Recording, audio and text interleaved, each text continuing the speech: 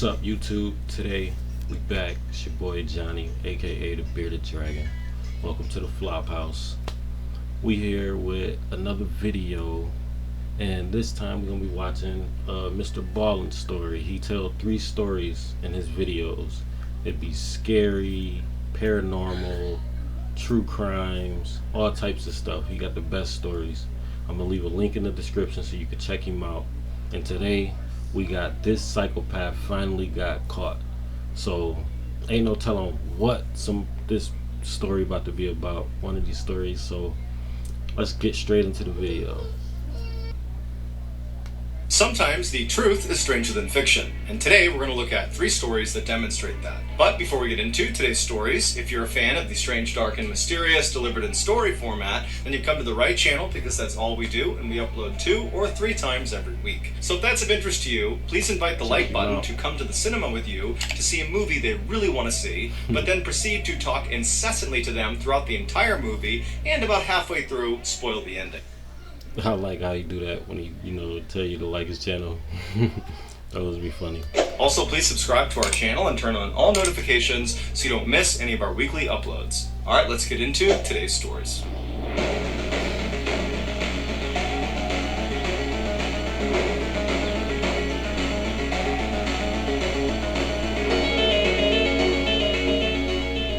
In October of 2014, a 35-year-old woman, who we'll call Olivia, met her husband for lunch at a restaurant in Western New York. The couple had not originally planned to stay at this restaurant. Oh, Western New York. We out there. For very long, but one thing led to another. They were having a nice time, and before long, it was 6 p.m., and they had been there for 6 hours. And over those 6 hours, both of them had had a lot to eat, lots of bread and pasta and cakes and all sorts of stuff, and they had had some alcohol, but not very much. Olivia had been careful to only have 4 drinks over those 6 hours because she wanted to be able to drive, and her husband similarly limited his drinking so he'd Don't drink and drive. Don't drink and drive. She made the right idea. She made the right choice. be safe to drive. And so after they got the check and they paid for their meal, they both hopped in their respective cars and they began driving home. As Olivia was making her way home, she unfortunately got a flat tire, and so she pulled off to the side of the road and she called roadside assistance. As she was waiting for help to show up, another motorist happened to drive by, and they misunderstood what was happening. They saw Olivia standing outside of her car with the tire popped off, and they thought she'd been in an accident. And so they called the police and reported it. And so the police show up a few minutes later, they pull up right behind Olivia, and when they get out, they ask her, are you okay? Do you need any help? And she would say, oh no, I just had a flat tire, I'm totally fine, thank you for stopping though. But the police, as they're listening to her speak, they see her eyes look kind of glassy and glazed over like she's drunk, and as she was speaking, they could have sworn she was slurring her words. And so they said, hey ma'am, have you been drinking tonight? And she would tell them that, well, yeah, I have had a few drinks, but only 4 over the last 6 hours, and I don't feel drunk at all. That has nothing to do with the situation I'm in now. I'm not drunk. But the police were not buying it, and so they put her through a series of field sobriety tests that she managed to get through, but she struggled with enough that it sent up some red flags. And so they made her blow into a breathalyzer. A breathalyzer is a device that uses your breath to register how much alcohol is in your system, also known as your blood alcohol content, or BAC for short. BAC is scored as a percentage out of 100, and while no one should ever... I wonder how many tried to blow weird so it wouldn't register right. Tried to blow light. get behind the wheel of a vehicle if they are impaired, it is the case that in America you are allowed legally to operate a vehicle if your BAC is 0.08% or lower. For reference, if a 160-pound female consumed about 3 alcoholic drinks, maybe a little bit more, in the course of an hour, she would most likely have a 0.08% BAC. If that same 160-pound female were to consume, let's say, 8 alcoholic drinks over the course of an hour, she would definitely not be allowed to legally operate a vehicle because she would be very, very drunk. her BAC would have spiked to 0.2%, which would put her in the range where she would most likely have alcohol poisoning and eventually she would most likely lose consciousness. If this same 160-pound female were to consume 13 alcoholic drinks over the course of an hour, her BAC would jump all the way up to 0.4%, where she's not just drunk and unable to operate a vehicle. At that level, you're talking about potentially dying from consuming that much alcohol. When Olivia blew into this breathalyzer, she fully expected that she would be below the 0.08% legal limit, because after all, she'd only had 4 alcoholic drinks over a 6-hour period, and so that would put her well below that legal limit. But that was not the case. She blew a staggering 0.33%. The cops couldn't believe what they were looking at, because they're looking at Olivia and they're something fishy going on right here.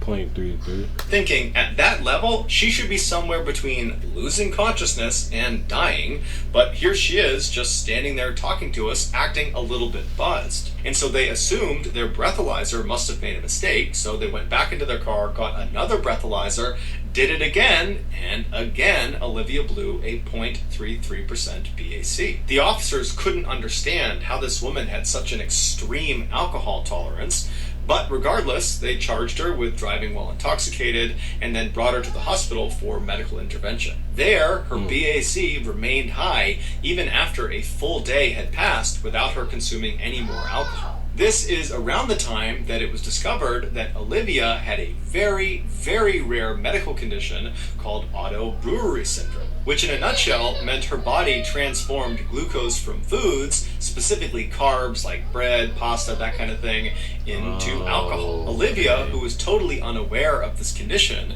had developed this wicked alcohol tolerance because she was basically drunk all the time. Not because she was a heavy drinker, but because she ate carbs. This condition, if left untreated, can do the same damage alcoholism and binge drinking can do to the body. The only way you can treat it is by drastically changing your diet. When Olivia's condition was discovered and made public, the charges against her were dropped, and she would go on to just stop eating carbs altogether. How many of y'all would like to just eat some carbs and get drunk? Come on. That's crazy. In 1887, 30 very talented detective working in Paris, France. He was so talented that periodically he would get called upon by other police departments around the country to help them solve their most difficult cases. And so that year, there was this coastal town in northern France that had this string of sailors that went missing, and nobody had the slightest idea what had happened to them. And so naturally, Robert was called in to investigate. The night Robert arrived in this town, it was very late and Robert was tired, so he went straight to his hotel and he went to bed. The following morning, he got up and he went straight to the local police department to meet the local officers that he would be working with on this investigation. But when he got there, he was told that the missing sailors case had been lowered in priority because during the night, a murder had been committed down on their beach. And so that was now their main focus. And so they apologized to Robert and said, I'm sorry you came all this way for nothing. But since you're here, do you want to help us in this beach murder investigation? And Robert said, sure. The victim was a middle-aged man named Andre Monet, who owned a dress shop in Paris, France. He had recently moved to this coastal town to enjoy the beautiful scenery. When his body was discovered early that morning, it was quickly determined he had been killed by a single gunshot wound to the chest, where the bullet actually went clear through him out the other side, but they hadn't found the bullet. There were no suspects, there were no leads, there was no clear motive. However, they were able to rule out robbery because there was still money in Andre's pockets. And so Robert and the other local officers left the police station and made their way down to the beach, where they began examining the area where Andre had been found. The local officers focused on looking for the bullet, while Robert decided to walk a little ways down the beach to see if there was any evidence that had been overlooked in the initial search. And after only walking a very short distance, Robert noticed some barely visible footprints that appeared to pass right by where Andre's body had been found. And these footprints, they continued past that area and then up a flight of stairs up onto the road where they disappeared. Robert called over the other officers and told them to make plaster casts of these footprints so he could analyze them. What that meant is the officers would literally just pour liquid plaster inside of these prints, and then when they dried, they would pull that plaster out, and it would literally be a 3D model of the foot that had made the prints. And so as the officers are working on these casts, Robert says to one of the officers that these prints looked really odd to him, like they were familiar in some way, but he just couldn't place where he had seen them before. Less than an hour later, when the plaster had dried, the officers pulled them out and they handed them to Robert, and as soon as Robert looked at them, he physically reacted to what he was seeing. It was like he was disappointed. And then without saying anything, he just walked down the beach with these plaster casts until he got to this secluded area where he sat down. And he sat there for hours and hours, just staring at the plaster casts, seemingly unaffected by the sun that was blazing down on him the whole time, and the tide that was very quickly creeping up on him. The local officers who were watching this, they didn't know anything about Robert. All they knew is his reputation, which is he is this totally legendary detective, and so they didn't dare question his methods, even though this seemed really odd what he was doing. Finally, by mid-afternoon, Robert would put the cast down, he would stand up, and he would walk back over to the mystified local officers. And when he walked up to them, he would say, "There's no reason to stay at the beach any longer or interview any more witnesses. I think I've solved the case."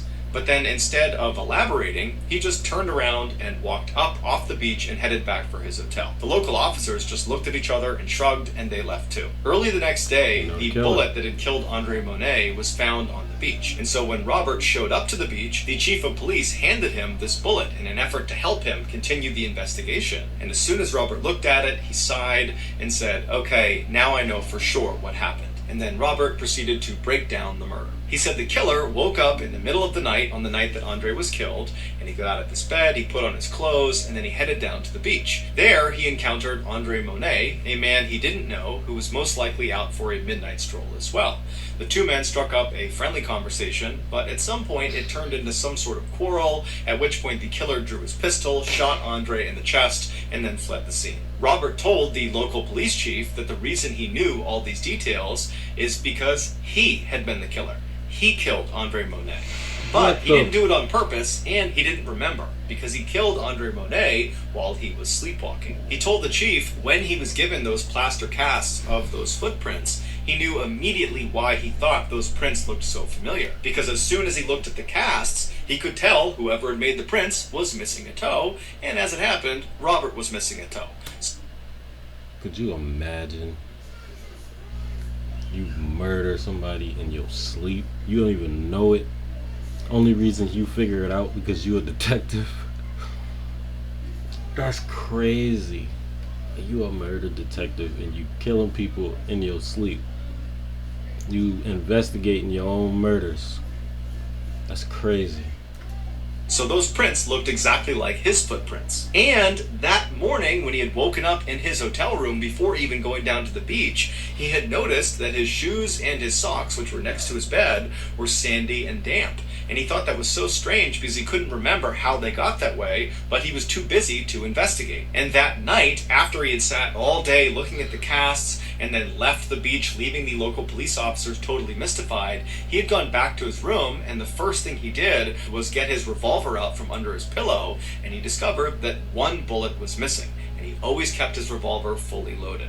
And so he spent the rest of the night trying to convince himself that this was just one big coincidence. But the following morning, when he was given that bullet, he knew immediately that this was not a coincidence. The bullet that had killed Andre Monet was the same type of ammunition that he loaded his revolver with, and so he had to be the killer. He had effectively caught himself. The police were totally shocked and did not believe this at first. More specifically, they didn't want to believe that Robert, their star detective, was behind this horrible homicide. But eventually, after examining all the evidence, they agreed he had to be the killer. But to test whether this really was sleepwalking and not some elaborate cover-up by Robert, they decided to conduct an experiment. Robert, who was fully cooperative with the investigation, was told to sleep in this jail cell where he would be monitored 24/7 by armed guards, and in this cell with him would be a revolver loaded with blank rounds. And he was told to keep it under his pillow. For the first couple of days, nothing happened. Robert never touched the revolver during the day or when he was asleep.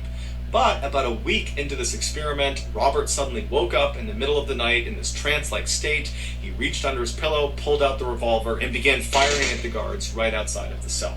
And so this convinced the police that Robert had been telling the truth about what happened to Andre Monet. He really had killed him while he was sleepwalking. That's crazy. A decision was made not to prosecute Robert for the murder. Instead, they decided to basically exile him for everybody's protection. And so from then until 1937, when Robert died, he was forced to live alone on this secluded farm outside of Paris, where the only visitors he ever got were doctors who would only show up during the day and with armed bodyguards. Now you gotta go back and try to figure out how many people he done killed in his sleep before he figured this out. Like, that's crazy. I don't know. If y'all buying it, let me know in the comments. Sound like a cover up to me. On December 18th, 1956, a brand new game show called To Tell the Truth aired on a major American television network. The premise of the show was relatively simple. 4 celebrity judges would be presented with 3 people called contestants who all claimed to be the same person. And this person who they claimed to be was always remarkable in some way. They had some incredible talent or some crazy job, or they had accomplished something extraordinary. One of these 3 contestants was the real person they were claiming to be. The other 2 people were doing their best to pretend to be that person. And it was the job of the celebrity judges to try to figure out who was telling the truth. So for a set amount of time on the show, the celebrity judges would ask the contestants questions about their background and try to figure out, who was who. And then at the end of the time, the celebrities would cast a vote about who they thought was the real remarkable person. After the votes were tallied up, the host would have the real remarkable person stand up to reveal themselves, and the entire audience would go crazy, and that was the show. And the show became quite popular. So popular, in fact, that today, nearly 70 years later, it's still on the air. And over the show's very long history, virtually all the episodes are pretty similar. It's a pretty redundant show. But there is one episode that will forever go down as the most unique. In October of 1972, 3 contestants walked out onto the stage in front of the 4 celebrity judges, and they all introduced themselves as Ed Edwards. Then the host of the show read aloud the biography of the real Ed Edwards, and he would say that Ed at one point was on the FBI's list of the top 10 most wanted criminals in America for crimes like armed robbery and impersonating a federal officer. And then after he was finally caught by law enforcement and went to prison, a prison guard helped him turn his life around, and then upon release from prison 14 years later, Ed remained this reformed criminal and became a successful author and motivational speaker who specialized in telling people how to identify con men and criminals and how to protect themselves from these people. After the real Ed Edwards biography was read aloud, the 3 contestants sat down and the celebrity judges began asking them questions about their past, and then after the time was up, the celebrities cast their votes, and then the real Ed Edwards was revealed. And even though 2 of the 4 celebrity judges had correctly identified the right Ed Edwards, the crowd was totally astonished at who this guy actually was, because he did not look like this ex-convict. He looked like this kind of all-American, middle-aged father who was totally harmless and wouldn't hurt a fly. But either way, the show ended, and then the world forgot about Ed Edwards. Until 2009. That year, Ed's estranged daughter, 40-year-old April Blasio, finally decided to investigate something that had plagued her for her whole childhood. Despite her father's claims that he was this reformed criminal and this stand-up, law-abiding guy, she didn't believe it. She never believed it. She thought he had never been reformed and just was a criminal, and always had been. Behind closed doors, Ed was violent and abusive, and he was a compulsive liar. She remembered in the 1970s and 80s, when she was a young kid, Ed would make their family pack up and move, sometimes in the middle of the night, and April always assumed it was because her dad was wrapped up in something criminal. But every time she asked him, he would say, oh, well, I was an informant when I was in jail, and I snitched on some people, and some of those people have figured out where we live, and so we gotta move. April knew he was lying, but there was nothing she could do, and so they just kept on moving around. But she always thought something else was going on. So in 2009, when April is now this 40-year-old woman, she's laying in bed one night and finally says, you know what, I'm just gonna start Googling some stuff. So she hops in her laptop and she starts typing in the different names of towns that she and her family lived in as a kid. And then after she'd write the name of the town, she'd write unsolved mystery or unsolved crime, and she would see if anything popped up. And so as she began looking, she found one in 1980. It was an unsolved murder in a town called Watertown, Wisconsin, that happened right around the time that her family very briefly lived in this town. There was this young teenage couple that had left this wedding, and they had driven down this dead-end road, and they were just kind of enjoying each other's company when an unknown assailant who matched the description of Ed Edwards walked up to their car, broke in, shot them both to death, and then disappeared. And so on a hunch, April called the Watertown Police Department the following day and told them that, I think my father might have been responsible for this double homicide. It's just a hunch, but he matches the description. We were there in this very small window of time when it happened. And so the police said, okay, we'll go have a look. And so the Watertown police, they tracked down Ed Edwards, who was living in Kentucky at the time, and they got him to give them a DNA sample. And when they tested the DNA sample, it matched these samples that were taken at the crime scene in 1980. And so Ed Edwards, he was arrested and brought back to Wisconsin, and as soon as he was in custody, he confessed to the murder. And then something like this happened before, where it was like a dating show, one of them like blind date shows where they had 3 dudes behind like a wall, and then the girls talking to them. And I think one of those dudes, one of them was like a serial killer or something, and he won the date, and the girl was like, she felt something was off with him and just never went back. And dude ended up being a serial killer. Like, that's crazy. You never know. And he requested the death penalty, but he was told the maximum punishment for this crime was life in prison. Ed didn't like this, and so he confessed to another double homicide from 1977 in Ohio, where he killed another teenage couple, thinking that would give him the death penalty. But through a loophole, they said, well, actually, that still won't get you the death penalty. You're still facing life in prison. And so frustrated, Ed revealed a third murder he had perpetrated. In 1996, he had killed his own foster son for the insurance money. So for this crime, he was eligible for capital punishment, and so he was sentenced to death. But he would die of natural causes 2 years later in 2011 before the state could execute him. Since his death, cold case investigators and members of his own family have theorized that Ed Edwards is almost certainly responsible for more killings beyond just the 5 he happened to confess to. In fact, many people believe Ed Edwards could actually be the infamous Zodiac Killer, who's one of the nation's most notorious uncaught serial killers that killed 37 people in Northern California in the 1960s and 1970s. If this is true, then Ed Edwards did not become a killer after he was on the game show in 1972. No. When he showed up for that game show and stood in front of the audience and smiled and answered questions to the celebrity panelists, at that time, as you're watching him on TV, he would have already been a seasoned serial killer with dozens and dozens of victims. But Ed stopped confessing to murders after that third confession because he was just kind of using those murders as bargaining chips to get what he wanted, the death penalty.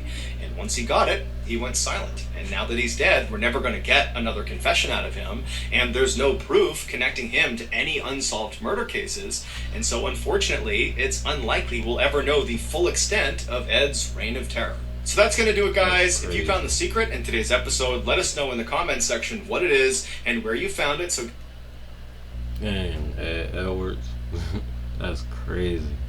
Could have been that's probably the Zodiac Killer. That's probably him. Like, word. I think that's the one that was using all the puzzles, or like you know what I mean, sending different messages. That's crazy. But that's the end of the video. Like I said, check out MrBALLEN. I'm gonna leave a link in the description. So from now on, I'm gonna do MrBALLEN Mondays. I'm gonna watch a MrBALLEN story or 3. But man, that's crazy. This is the Flophouse. Thanks for watching. Like, subscribe, please, and catch you on the next one.